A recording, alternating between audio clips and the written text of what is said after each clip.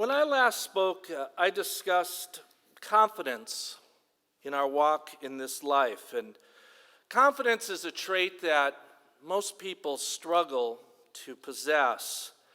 And it's an inner struggle that one can only really fix. It's one of those things, though, that are so much easier said than done. People in society hesitate in this day and age to show confidence, and much of that is due to the toxic environment we see ourselves in, the influence and the impact of social media, the harshness, the criticisms that people with confidence can receive. In the Old Testament, the word for confidence is batach, and its kindred grammatical forms carry the sense of putting one's trust in or something or someone, and to be full of confidence and to feel safe. And then the New Testament, the common term is pararesia, which can portray free and fearless confidence, cheerful courage, boldness, assurance. In the Message, it noted that without trust, without confidence in others, a true and meaningful relationship is just not possible. A business cannot succeed without having confidence in its employees. A relationship cannot succeed without trust. Members of God's family, the koinonia, cannot succeed without trust and confidence in one another. Indeed, tied in with the whole idea of confidence is optimism. Optimism with God, optimism with others, and even optimism with ourselves. The key in having godly confidence is recognizing the source of our confidence, and that is God. If we are confident based solely on our own abilities, we will no doubt find disappointment along the way. In our life's journey, in our walk in the way, doesn't require us to be people who lack confidence. God does not expect us from us. We are to be people of confidence in God, with others, within our own abilities, and with our own talents. Indeed, if we lack confidence, we feel like we could be at the mercy of others, people. We're at mercies of situations facing us, and the extreme is the victim mentality, that we have no control over the situation we face. However, the converse can also be true. Having overconfidence can lead to problems as well. And there are truly dangers of being overconfident. People who are overconfident may find themselves taking unnecessary risks because they feel powerful. And they feel they're able to control those risks. Overconfidence can make one blind to one's mistakes that they make. Or it can result in people blaming others because anything that goes wrong certainly can't be with me. It has to be the other person's fault. Overconfidence can also prevent one from learning skills needed to be a success. I already know that. I don't need to waste my time. Or result in ignoring the advice of others because they can't possibly be more knowledgeable than ourselves. Indeed, overconfidence, confidence that is not grounded in God, can lead to pride and arrogance. And when we think of pride, we cannot help but think of the originator of pride. Turn to Isaiah 14, verse 12. Isaiah 14, verse 12.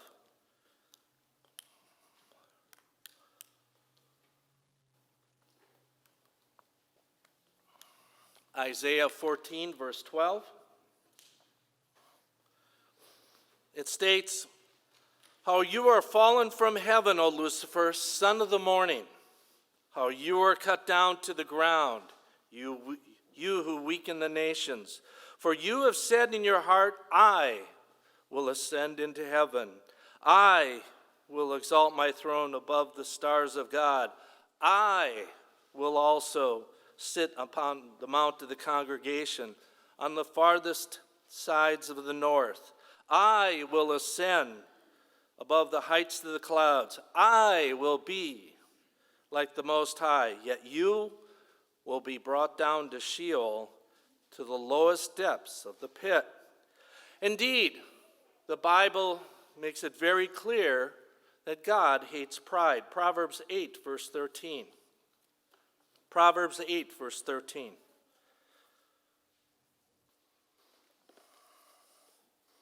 Proverbs 8, verse 13.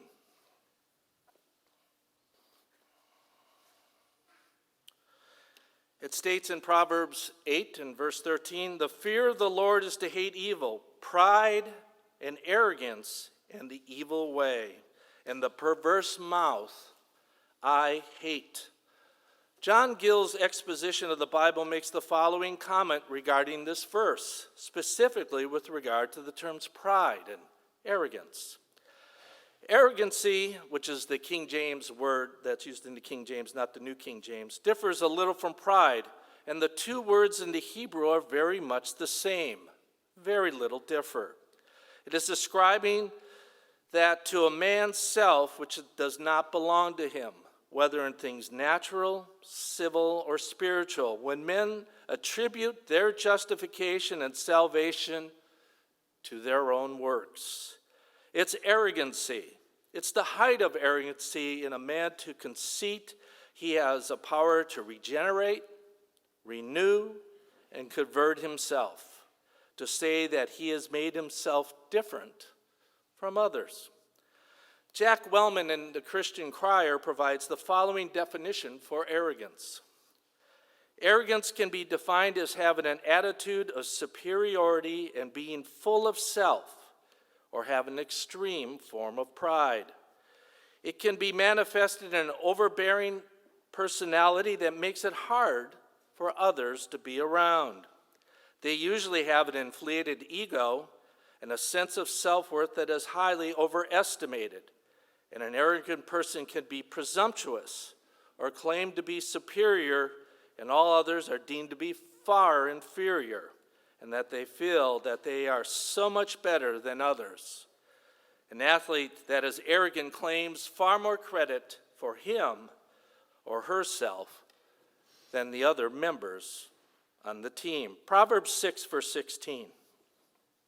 Proverbs 6, verse 16.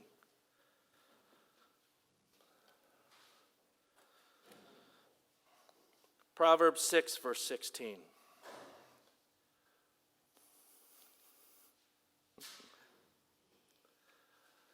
It states in Proverbs 6, verse 16, these 6 things the Lord hates. Yes, the 7 are an abomination to him.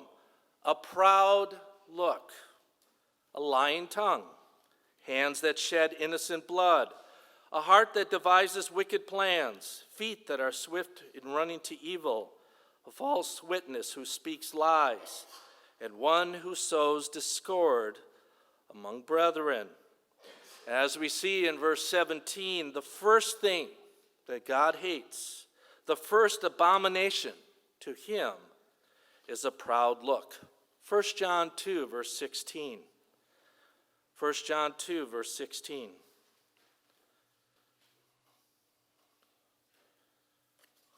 First John 2, verse 16. It states in 1 John 2, verse 16, "For all that is in the world, the lust of the flesh, the lust of the eyes, and the pride of life is not of the Father, but of this world." It is interesting to note that the phrase here, pride of life, is only found here in 1 John 2:16. And it's linked with the lust of the eyes and the lust of the flesh. The pride of life can be referred to as anything of this world. It can mean anything that leads to arrogance, being presumptuous, and being boastful. The pride of life motivates the other 2 lusts as it seeks to elevate itself above all the others and personal desires.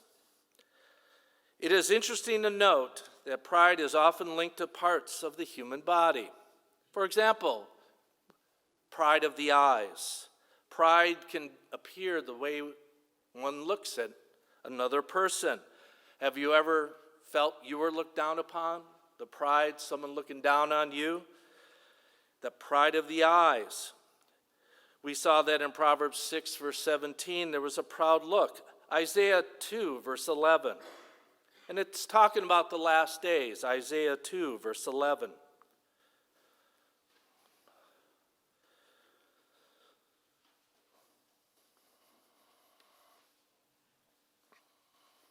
Isaiah 2, verse 11. And again, it's talking about the time of the end, the last days. The lofty looks of a man shall be humbled. The haughtiness of men shall be bowed down. And the Lord alone shall be exalted in that day. Then there's pride of the heart. The heart denotes a person's center for both physical, intellectual, emotional, moral activities. In the Bible, it's viewed upon as the control center from which all our decisions are made. Turn to Ezekiel 28, verse 1. Ezekiel 28, verse 1. And it talks about the king of Tyre in Ezekiel 28, verse 1.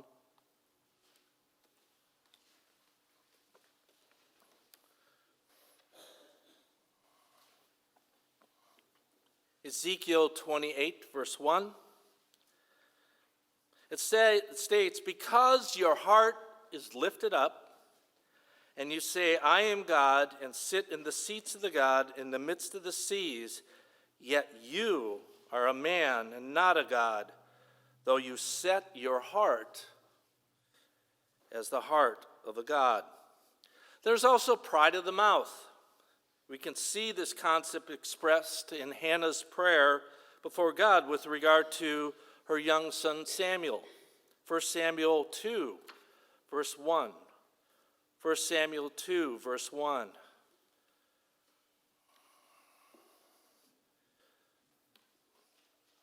The pride of the mouth, the pride of speech.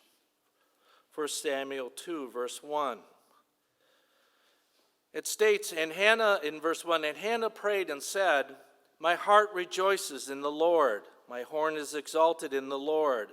I smile at my enemies because I rejoice in your salvation. Verse 2. No one is holy like the Lord, for there is none beside you, nor is there any rock like our God. Talk no more proudly. Let no arrogance come from your mouth, for the Lord is the God of knowledge, and by him actions are weighed. Our look, our speech, our words, our heart, our innermost being can reflect pride and arrogance.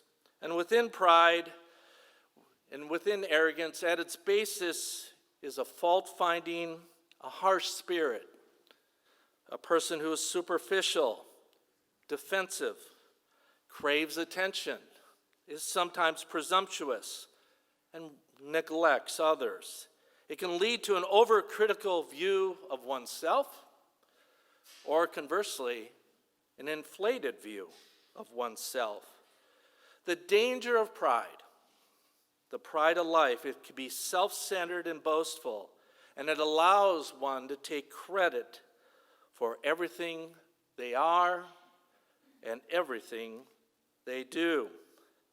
The word pride in scriptures is frequently used, that is frequently used, is very negative character trait that could be described as arrogant, conceited, and haughty.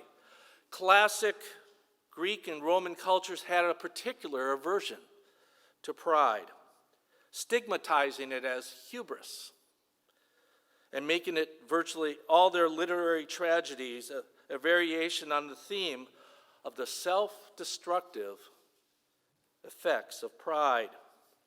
Hubris, or the Greek futility, is identified as dangerously corrupt selfishness, of putting one's own desires, urges, wants, and whims before the welfare of anybody else.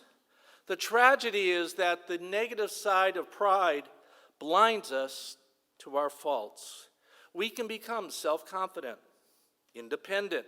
We can see there's no reason to seek help from others, no reason to humble ourselves before God, no reason to seek his wisdom. The danger of pride is that it results in us having a false image of ourselves. Rather than viewing ourselves in the image of God, we view ourselves in our own image, which cannot help but be flawed. God cannot help but be left out of the equation when we become focused on self. Psalms 10, verse 4. Psalms 10, verse 4.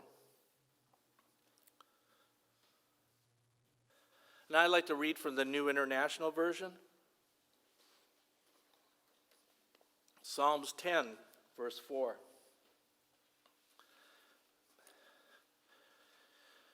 It states in Psalms 10, verse 4, "In his pride the wicked man does not seek him. In all his thoughts there is no room for God." Indeed, pride and arrogance can draw a wedge between ourselves and God, and there becomes no room for God in our lives.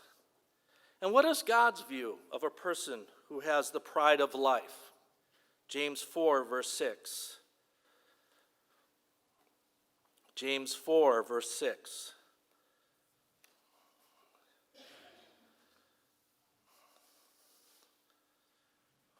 James 4, verse 6.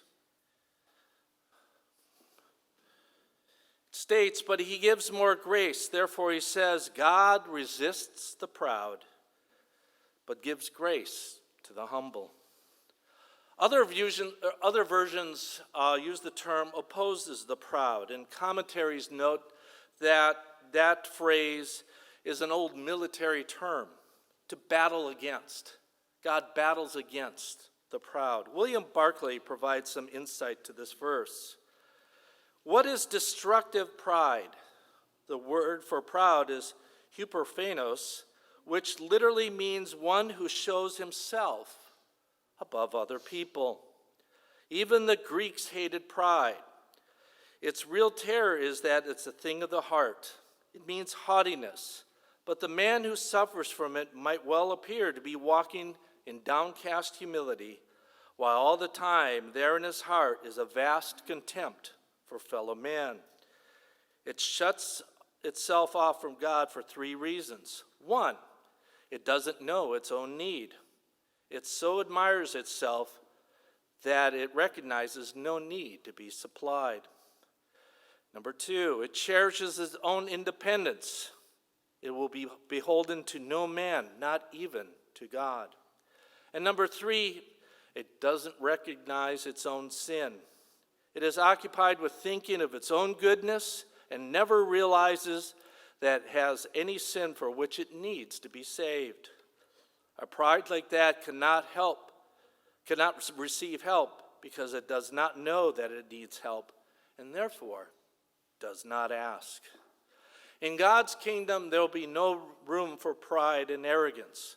Pride, the pride of life, and arrogance will be brought down at the day of judgment. Isaiah 2, verse 11. Isaiah 2, verse 11.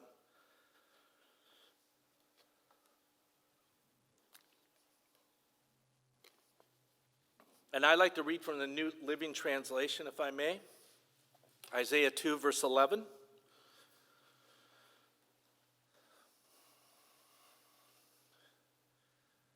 Isaiah 2, verse 11, New Living Translation. Human pride will be brought down, and human arrogance will be humbled.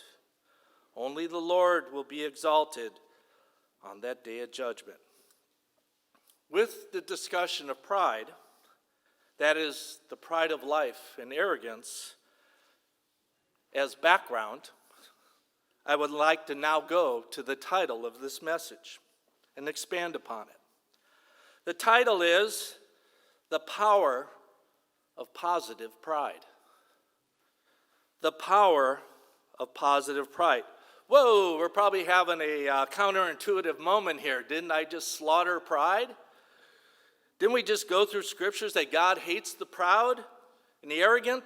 In the judgment day, they'll be brought down? Yeah, we sure did. Absolutely. However, in the scriptures, is all pride condemned? Is all pride bad?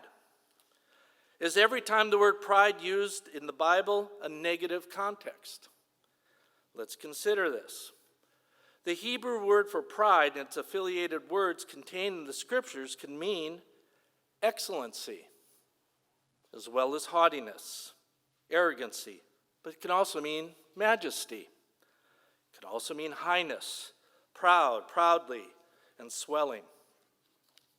Indeed, pride can be a negative term, and in most cases in the Bible, it is negative. Words like haughtiness and arrogancy and highness and proud and proudly and swelling are not positive terms. But pride can also be a positive term. As we see in the Hebrew, it can mean excellency, majesty, excellent. From the website Wordnik, we can find that pride can have two different applications. In the negative, pride can be defined as haughty or arrogant, bearing or conduct, overbearing treatment of others, insolent exultation and vainglory. It can also mean wantonness, extravagance, excess, hence impertinence, impudence. It can also mean arrogant or disdainful conduct or treatment, haughtiness. It can also mean an excessively high opinion of oneself and conceit. And as we see in the Bible, we'll find that the word pride is mainly used in a negative character trait. However, pride can also be a positive sense, once again from Wordnik. Pride can mean pleasure or satisfaction taken in an achievement, possession or association. It can mean a cause or source of pleasure or satisfaction, the best of the group or class.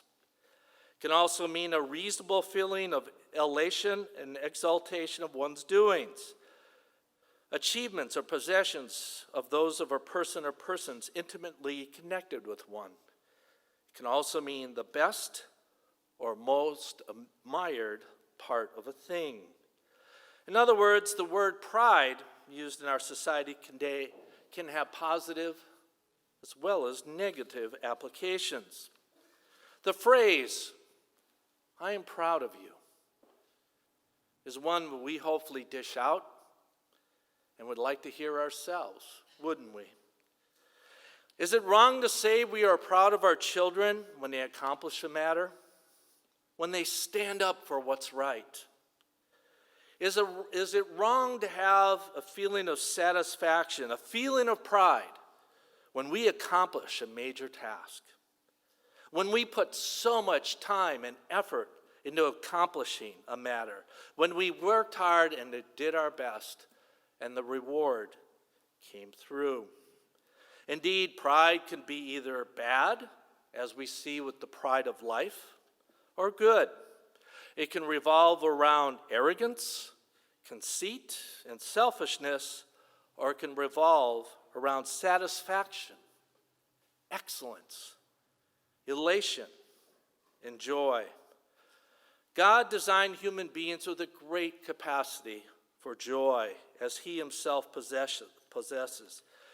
He placed it within us the ability to set goals and to achieve them, to make decisions and follow them through, and that the satisfaction we attain when our hard work is done is something we attain, a positive outcome. The Cambridge Dictionary provides one definition of the word pride as follows: a feeling of pleasure and satisfaction that you get because you or people connected with you have done something good. Indeed, we know that God expresses satisfaction in the creation, where it states in Genesis 1:31, "Then God saw everything that he had made, and indeed it was very good. So the evening and the morning were the sixth day. God expressed satisfaction about his work in the creation. What about our works?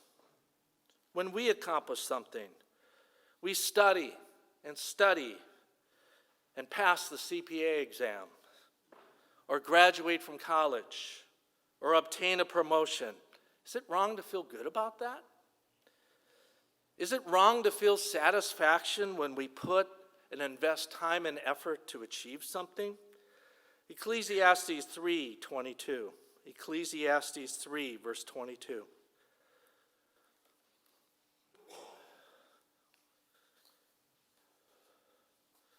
Ecclesiastes 3, verse 22.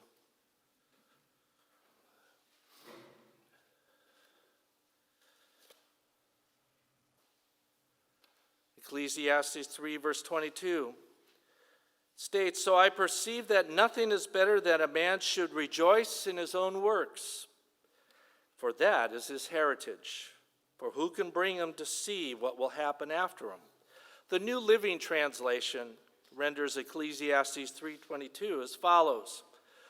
"So I saw there's nothing better for people than to be happy in their work. That is our lot in life. And no one can bring us back to see what happens after we die.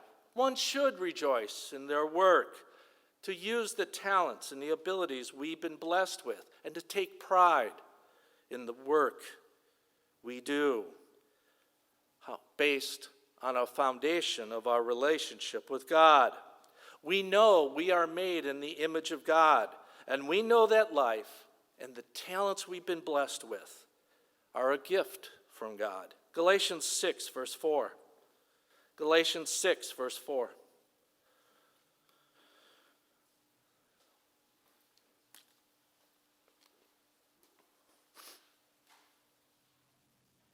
Galatians 6, verse 4.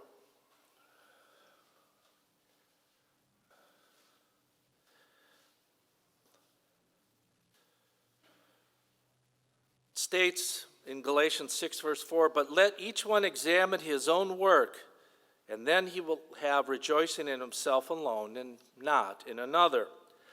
The New King James is a little unclear on what this verse means. A better version would be the New International Version, which translates as follows: "Each one should test their own actions, then they can take pride in themselves alone, without comparing themselves to someone else."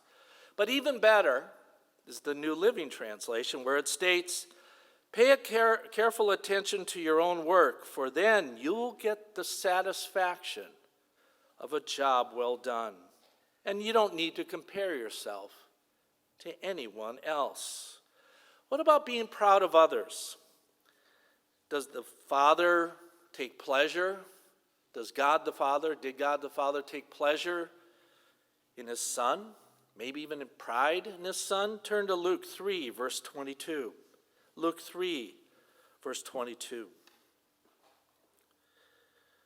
Luke 3, verse 22.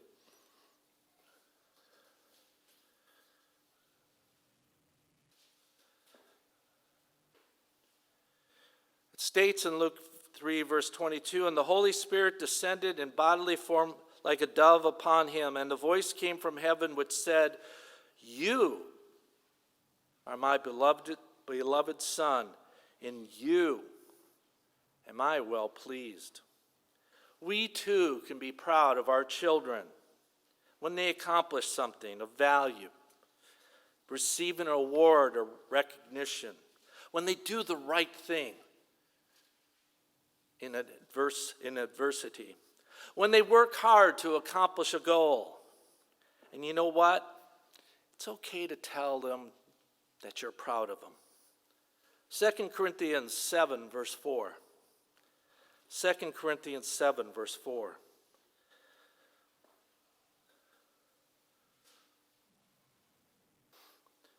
Second Corinthians 7, verse 4.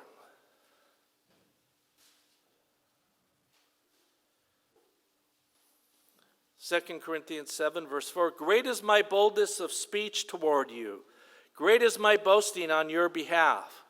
I am filled with comfort. I'm exceedingly joyful in all our tribulation. Again, I like to go to the New Living Translation. It states, I have the highest confidence in you, and I take great pride in you. You have greatly encouraged me and made me happy despite all of our troubles. The Bible is clear that it's good to encourage one another and to be proud of our family members, and even to be proud of others when they're succeeding, when they're accomplishing, when they're overcoming. To be proud of other members of our family. 1 Thessalonians 2, verse 18.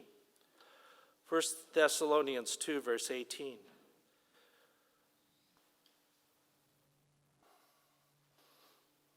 First Thessalonians 2, verse 18.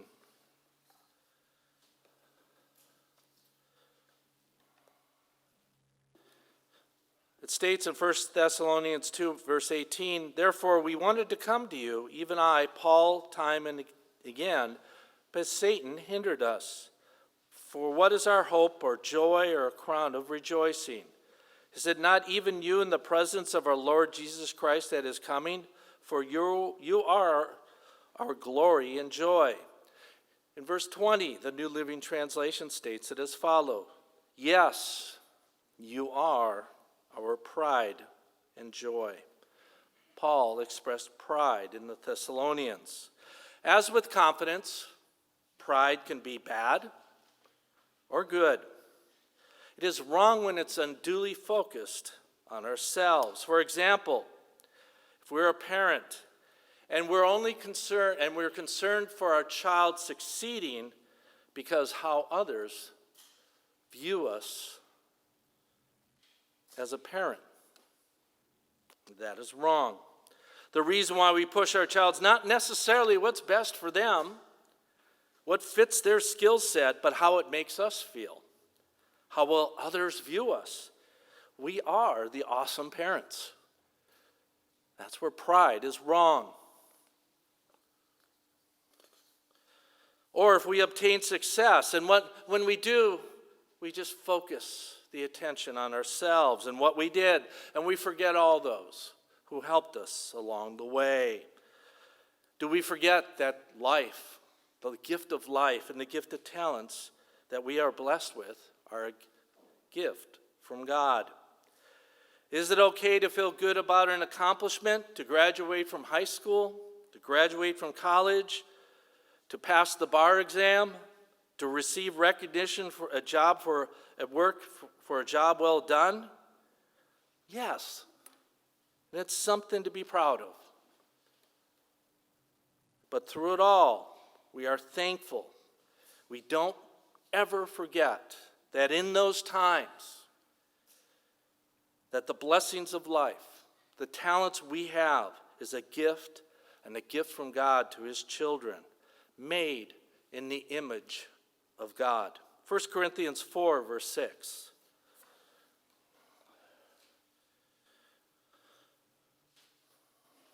1 Corinthians 4, verse 6.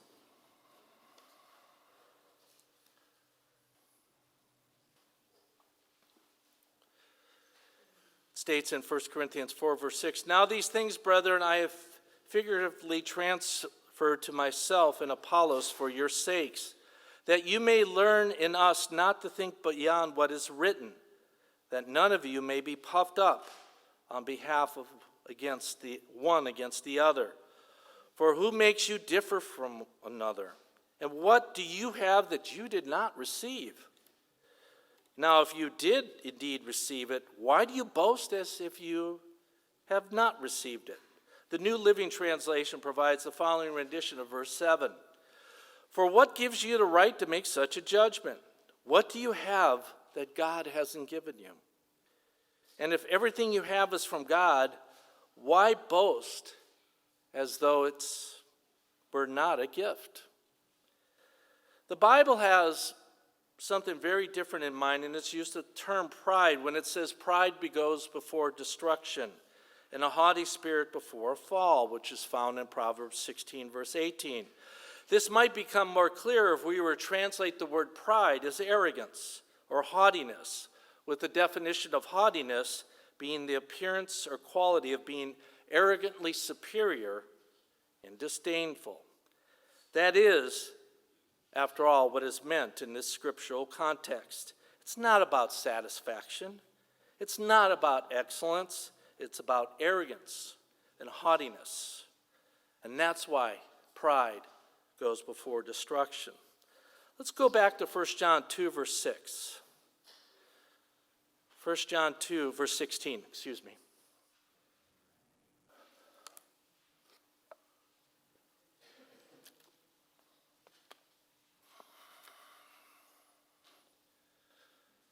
For all that is in the world, the lust of the flesh, the lust of the eyes, and the pride of life is not of the Father, but of this world. When John describes the world, the lust of the flesh and the lust of the eyes and the sinful pride of life, he's not referring to the good feeling we get when we do a good job at work, or when we're complimented by a coworker, or the warm feeling we get when we help somebody in need, or seeing someone like our children doing the right thing. No, we're being warned against the idea that we can't get along very well on our own, that we do not need others, that we do not need God. As we've seen in this message, the Bible, we see some positive pride being expressed. And though that phrase isn't specifically used, let's not confuse the two. There is positive pride, and then there is the pride of life. The pride of life is anything that leads to arrogance, being presumptuous, being boastful, being a person that has no room for God. The power of positive pride is that it motivates us to pursue excellence. It builds appreciation of others. It motivates others. How do we feel when someone says they're proud of us? It encourages us to use the gifts we have received from God and use them to their best use.